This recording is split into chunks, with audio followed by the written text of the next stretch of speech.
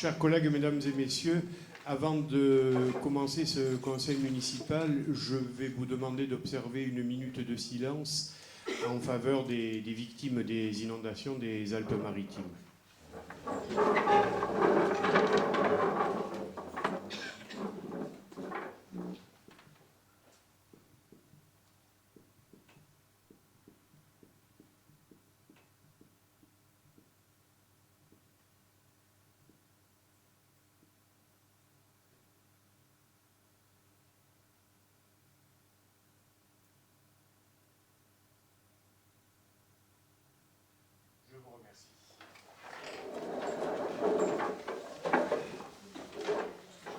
Alors, il va de soi que nous participerons financièrement d'un mouvement de solidarité, soit individuellement, soit plutôt auprès de l'Union des maires des Bouches-du-Rhône, si elle lance ce mouvement de solidarité.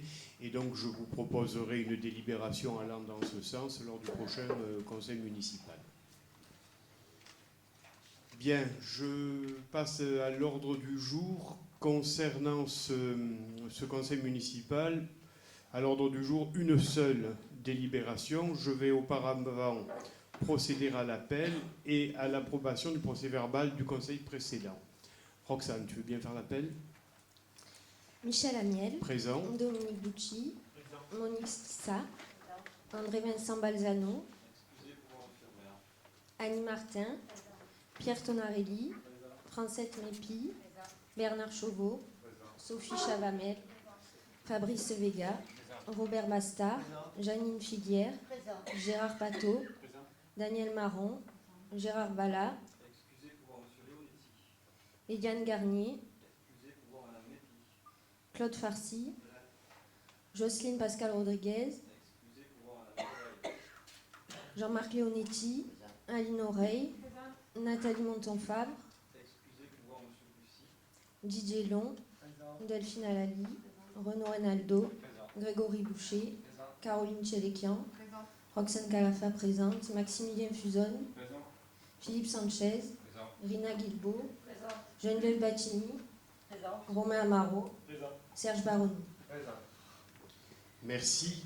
Copie du procès-verbal du conseil précédent. Y a-t-il des questions, des remarques? Donc je mets au vote qui est pour, qui est contre, qui s'abstient, adopté. Donc l'ordre du jour, c'est une création à l'initiative de Maryse Joassin, maire d'Aix-en-Provence et présidente de la communauté d'agglomération du Pays d'Aix, proposant la création d'une métropole Aix-Pays d'Aix. Cette proposition nous a été faite en bureau des maires lors du dernier bureau d'il y a quelques jours. En ce qui me concerne, je vais être extrêmement bref dans ce que j'ai à dire. Nous avons à de nombreuses reprises abordé ce qu'était, ce que pouvait être une métropole. C'est parti de la loi portée par Nicolas Sarkozy en 2010. Il y a eu ensuite d'autres lois, la loi MAPTAM et plus récemment, au mois d'août dernier, la loi NOTRe. En ce qui me concerne, cela participe à la fois d'une démarche politique et d'une démarche juridique. C'est la démarche politique qui m'intéresse le plus. Je fais partie, à l'instar des 35 autres maires, de la communauté du Pays d'Aix, avec laquelle nous avons toujours eu, au-delà de certaines différences de nature politique, un grand esprit de solidarité, de cohésion au sein de cette communauté du Pays d'Aix. Tout s'est passé dans une seule et même journée, puisque le matin, nous étions réunis à l'hôtel du département par la présidente Martine Vassal, et le soir en bureau du Pays d'Aix par la présidente Maryse Joassin. Inutile de vous dire que le matin, en réunion au conseil départemental, on ne parlait quasiment que de ça, et les avis étaient mitigés, tant il est vrai que cette proposition, il faut le reconnaître, c'est clair, présente une grande fragilité sur un plan juridique, pour les raisons que nous pourrons évoquer peut-être tout à l'heure. C'est tellement vrai qu'avant même que les choses soient expédiées par l'ensemble des acteurs, monsieur le préfet de région, que j'ai d'ailleurs rencontré à titre personnel, a déjà dit que cette délibération ne pouvait pas être légale et qu'il la déférerait au tribunal administratif. Je dois dire que ça fait partie des échanges que peuvent avoir des élus, des responsables d'exécutif et le contrôle de légalité qui est bien évidemment sous l'autorité de monsieur le préfet. Il n'en demeure pas moins qu'au-delà de ces arguments de nature purement juridique, l'unanimité des maires de la communauté du Pays d'Aix présents ce soir-là ont suivi la démarche de Maryse Joissaing. Voilà. En ce qui me concerne, il ne pouvait pas en être autrement au-delà des clivages politiques des uns et des autres, je le répète.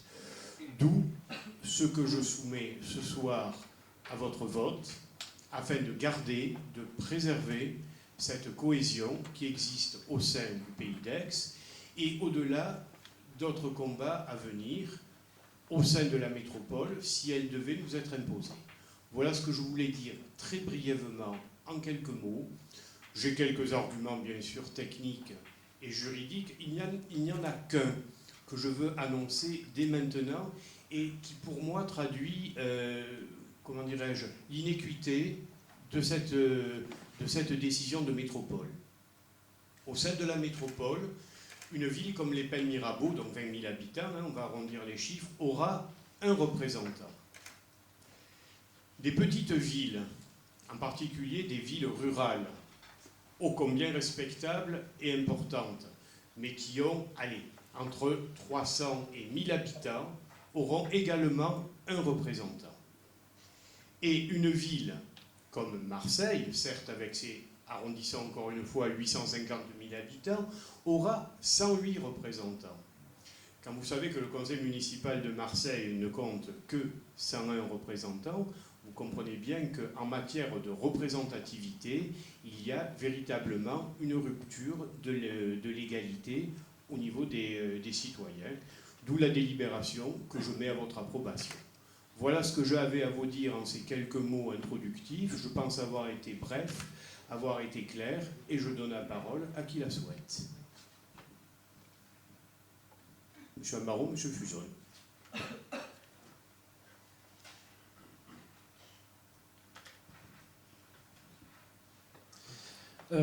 Monsieur le maire, il s'agit d'un combat qui est légitime puisque c'est le combat pour la métropole Aix-Marseille. Il est bien entendu normal que l'on souhaite conserver du coup les prérogatives de chaque région. Sur ça, on se rejoint totalement. Nous avons une patronne sur la communauté du Pays d'Aix qui est Maryse Joissaing et nous suivrons toujours Maryse Joissaing sur les dossiers et les combats qui sont bénéfiques pour les communes dont les Pennes Mirabeau, puisque les Pennes Mirabeau fait partie de la CPA.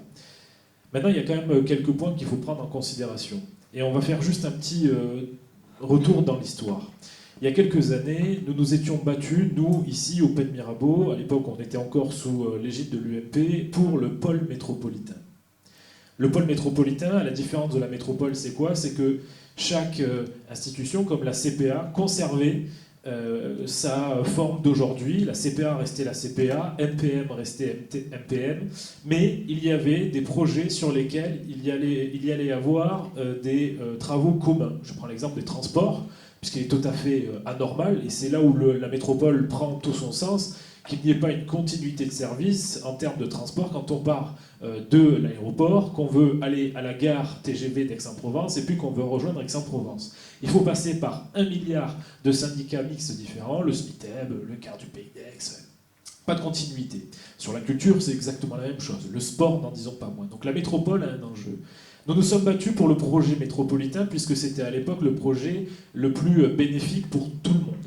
Sauf qu'à l'époque, vu que M. Guérini était contre, du coup, vous vous êtes tout simplement battu contre le projet métropolitain. Puisqu'à l'époque, nous avions Nicolas Sarkozy, quelqu'un de droite, et juste par pure politique, vous êtes battu contre le projet métropolitain. Donc, vous avez suivi Mélan, vous avez suivi M. Guérini, demain, je ne sais pas qui vous allez suivre, mais malheureusement, nous sommes un peu victimes d'un manque de vision politique et d'un manque de cap que nous avons eu sur les Pennes Mirabeau, chose que nous avons eu à l'époque.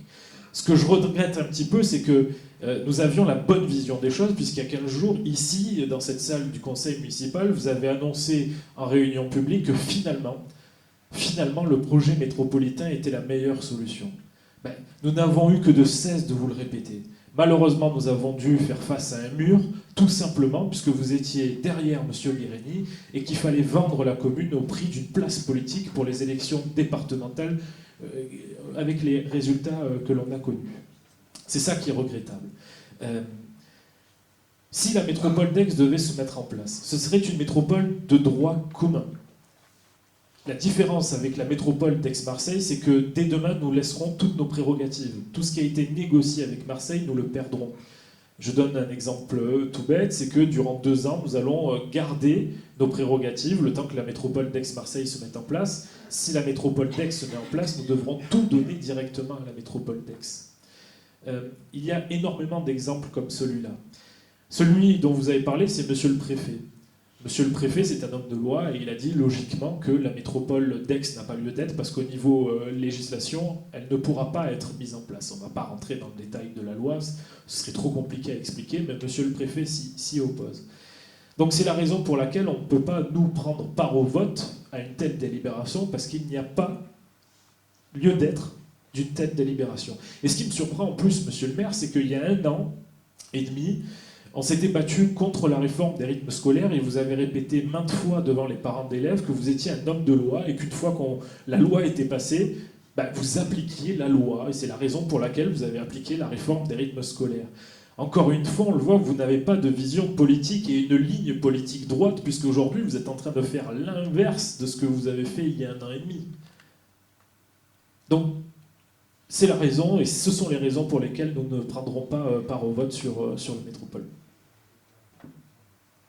C'est votre droit. Monsieur Fuzon.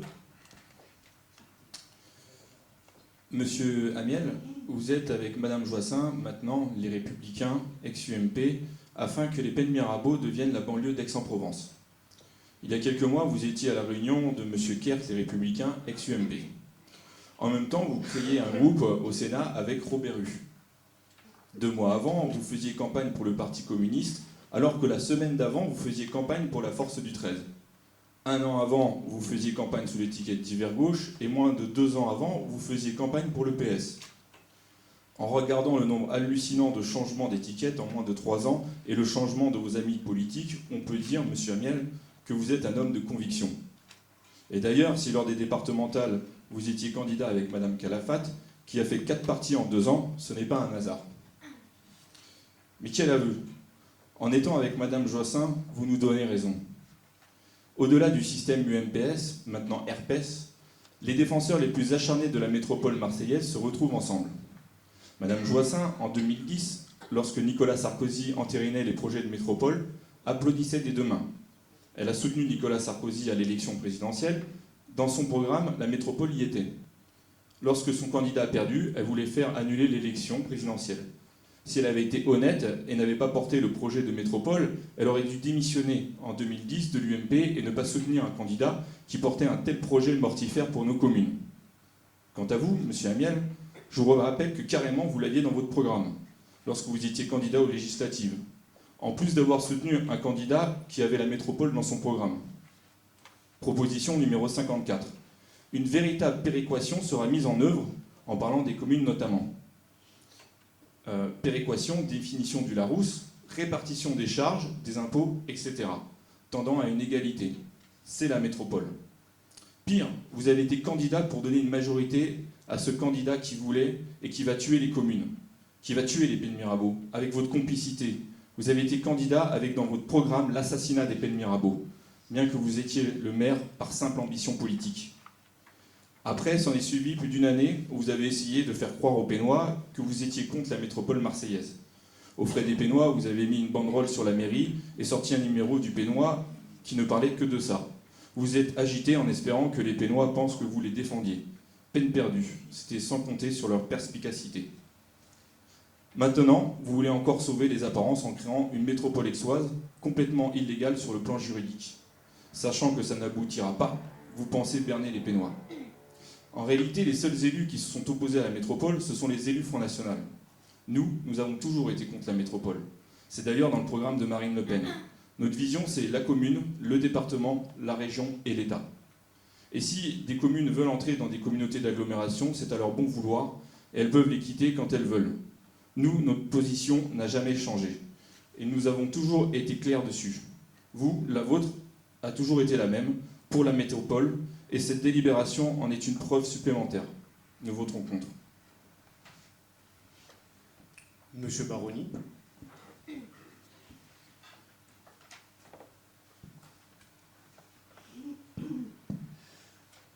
Oui, moi, la métropole, je veux dire, je pense qu'on nous a fait perdre notre temps pour nous déplacer ce soir.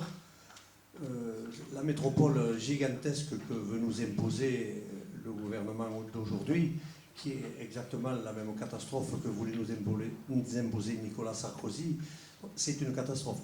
La bagarre qu'on a pu en tout cas au Front de Gauche initier, d'autres aussi ont mené des bagarres, n'a pas abouti. Aujourd'hui, il faut reconnaître que ça n'a pas abouti. Et ce gouvernement, c'est vrai qu'il est sourd. Et donc, il n'y a rien qui aboutit. La métropole gigantesque qu'on veut nous imposer, avec tous les défauts qu'elle a, avec l'immense défaut de reculer déjà le citoyen et de le perdre, c'est évident. Cette métropole-là, c'est surtout sur les transports qu'on nous l'impose. Et moi, je suis amer, et pas d'aujourd'hui. Je trouve que le Conseil général, depuis 20 ou 25 ans, n'a rien fait sur les transports, et c'est pour ça, et c'est sur ce prétexte-là qu'on nous enfonce. Et donc, c'est sur cet aspect des choses, que ce soit l'immense métropole qu'on va nous imposer, parce qu'elle est là pour le 1er janvier, nous ne l'aurons pas, c'est pour ça que je ne sais pas pourquoi on s'est déplacé, cette immense métropole, la question des transports est une des questions importantes, mais c'est un gouffre financier. Si l'État, si on n'est pas en capacité, tous ici et ailleurs, d'imposer à l'État, de mener des bagarres, d'imposer à l'État que la deuxième ville de France, donc Marseille, quoi, jusqu'à maintenant n'a pas été servi pour ces transports, puisque c'est vrai qu'on est ridicule au plan des transports, aussi bien à Marseille que dans le département. Je ne vois pas comment la métropole encore plus rabougrie autour de la maire d'Aix et des 35 communes qui l'accompagnent, je ne vois pas comment on va pouvoir faire face, puisqu'on n'aura jamais, quoi, je veux dire, on n'aura jamais, ça n'aboutira pas d'abord, mais on n'aurait jamais une délégation de crédit importante pour mettre les transports à la hauteur. Je m'en tiendrai qu'au transport, sinon il faudrait y passer la nuit, et je pense que ça ne vaut pas la peine, il y a d'autres bagarres à mener.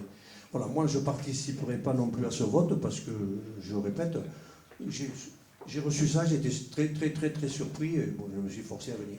Merci. Bien, ben écoutez, chacun dans l'opposition s'est exprimé. Désolé de vous avoir dérangé, Monsieur Baroni, et de vous faire perdre votre temps. Je voudrais essayer de répondre sur quelques points qui ont été soulevés. Je ne parle pas, et ça de parti pris, j'ai décidé de ne plus répondre aux attaques personnelles qui font, je dirais, le noyau dur de l'opposition aujourd'hui, et en particulier celle de M. Fusone, qui, je le répète une fois de plus, ne paye pas ses impôts sur la commune et qui est mal placé pour donner des leçons de fiscalité, d'autant qu'il n'a rien compris, vous n'avez rien compris, monsieur, au système de péréquation, puisque la péréquation existe déjà de par la loi des finances en dehors de tout système métropolitain ou d'intercommunalité. Nous payons, et nous allons repayer cette année encore, des sommes non négligeables en matière de péréquation qui est calculée sur le potentiel fiscal. Et effectivement, la commune, mais pas seulement, l'intercommunalité aussi, relativement riche entre guillemets, je mets vraiment des guillemets, doit payer des sommes pour alimenter un fonds de péréquation. Donc la question de la péréquation, évidemment, ne se pose pas. Je ne répondrai pas sur les questions d'ambition politique ou de mes appartenances politiques. J'ai quitté le Parti socialiste l'été 2012 parce que je n'étais pas d'accord, je n'étais plus d'accord. C'est vrai que j'ai soutenu le candidat Hollande, je n'ai pas honte de le dire. Je n'étais plus d'accord avec ce revirement par rapport aux faits métropolitains. Et la proposition 54 que vous évoquez évoque bien un phénomène de péréquation qui est normal. C'est une question de solidarité entre les communes, mais en aucune manière la création de métropoles. Et là, j'estimais qu'il y avait effectivement une tromperie, et tout simplement, j'ai quitté le Parti socialiste. Pour revenir à la question des transports que vous avez tous évoqués, je suis un peu surpris quand même que M. Baroni dise que le Conseil général, maintenant Conseil départemental, n'a rien fait en matière de transport, lorsqu'on sait que l'initiative du syndicat mixte des transports était bel et bien prise par le Conseil général. Et ce syndicat mixte des transports que présidait à l'époque André Guinde n'a jamais pu se faire pour une raison extrêmement simple, c'est ce que certains maires ou présidents d'intercommunalités n'ont pas voulu y participer, et ça, effectivement, c'est éminemment regrettable. C'était le cas, mais pour des raisons très différentes, de Martigues, c'était le cas d'Aubagne, c'était aussi le cas, il faut le dire, d'Aix-en-Provence. Je veux dire, on peut appartenir soit à un parti, soit à un groupe et être solidaire, et pour autant considérer qu'il y a des erreurs de fait. Je considère que le refus d'avoir suivi le syndicat mixte des transports proposé par le Conseil général de l'époque a été une profonde erreur politique et technique à la fois. Voilà. Après, concernant le préfet, bien sûr qu'il est tenant de la légalité. Il considère que cette délibération est illégale. Je ne cache pas qu'elle est fragile sur un plan juridique, je le dis, je le répète, c'est le tribunal administratif qui en jugera, puisque par anticipation, le préfet a dit « je déférerai cette délibération ». On verra bien ce qui se passera. Je rappelle quand même que certaines intercommunalités ont déjà bénéficié du phénomène dérogatoire. C'est le cas de Brest, c'est le cas de Montpellier, et j'en ai une troisième, c'est le cas de Grenoble. Je rappelle aussi que le Grand Paris, vous savez que la loi NOTRe a prévu des cas particuliers pour Paris, Lyon et Marseille, que le Grand Paris a donné la personnalité juridique au Conseil de territoire, et que je ne vois pas pourquoi le Grand Marseille, appelons-le comme ça désormais, ne l'appliquerait pas. Quant au fait d'appliquer la loi, il n'est pas question de ne pas appliquer la loi. Il est simplement question de faire jusqu'au bout les recours, tant sur un plan politique que juridique, que l'on peut faire.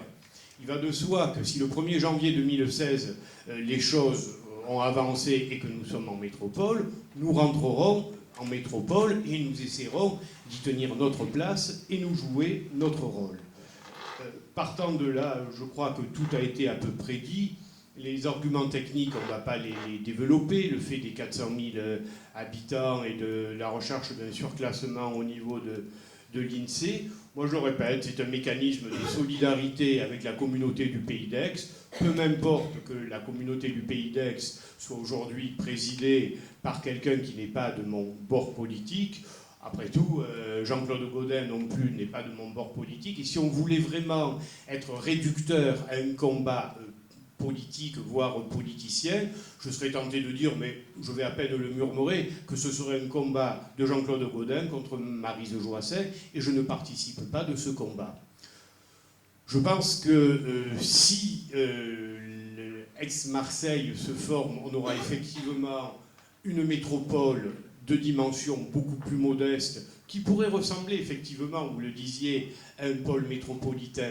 Mais ce n'est pas le pôle métropolitain que je n'ai pas voulu. C'était la loi proposée par Nicolas Sarkozy en 2010, et nous rejetions à l'époque le fait intercommunal parce que nous considérions que la loi Chevènement de 1999 était déjà suffisamment lourde à appliquer et que nous commencions à peine à la digérer. Bon, ça n'a pas été le cas. On n'en parle plus. Il y a eu la loi de 2010 qui a été partiellement appliquée puisqu'une métropole a été créée à l'époque. C'est la métropole de M. Estrosi à Nice. Et puis ensuite, il y a eu la loi de 2012 et puis plus récemment la loi d'août 2015, dite loi NOTRe. On sent bien qu'à travers tout ça, on est en train de changer l'histoire et que clairement, c'est la mort des communes. Ce que je regrette profondément, disons que pour les élus à venir, ce sera une autre culture.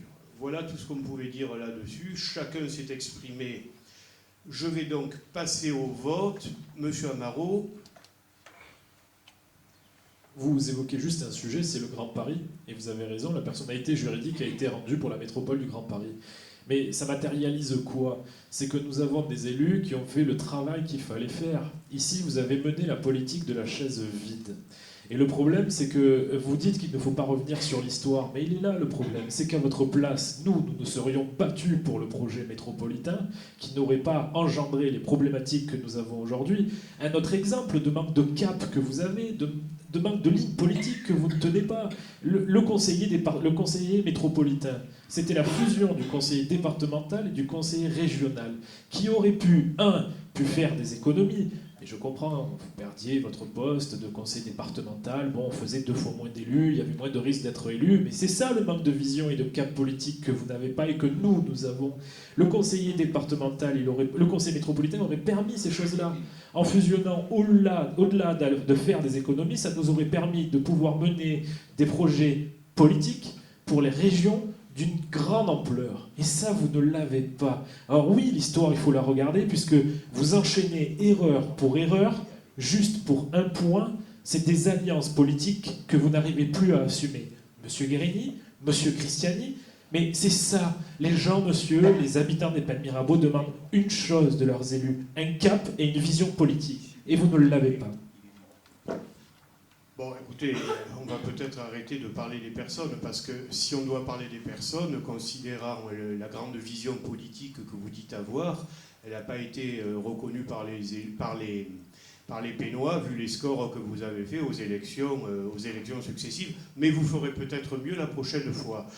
Concernant les personnes que vous évoquez, effectivement, Georges Cristiani est président de l'Union des maires. Je rappelle qu'il a été élu à l'unanimité absolue.